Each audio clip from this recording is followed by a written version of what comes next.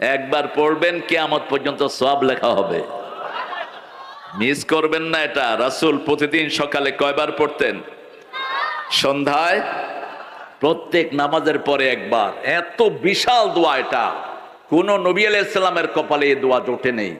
এই দোয়া হলো বিশ্বনবী মুহাম্মদ সাল্লাল্লাহু, মা জুয়াইরিয়ার বরকতে আমরা এই দোয়াটা পেয়েছি। মুসলিম শরীফের দোয়া। যেভাবে বান্দা বলেছে সেইভাবে লিখে রাখো, আমি আল্লাহ নিজে তার পুরস্কার দিয়ে দেব। সুবহানাল্লাহি ওয়া বিহামদিহি আদাদা খালকিহি ওয়া রিদা নাফসিহি ওয়া জিনাতা আরশিহি ওয়া মিদাদা কালিমাতিহি।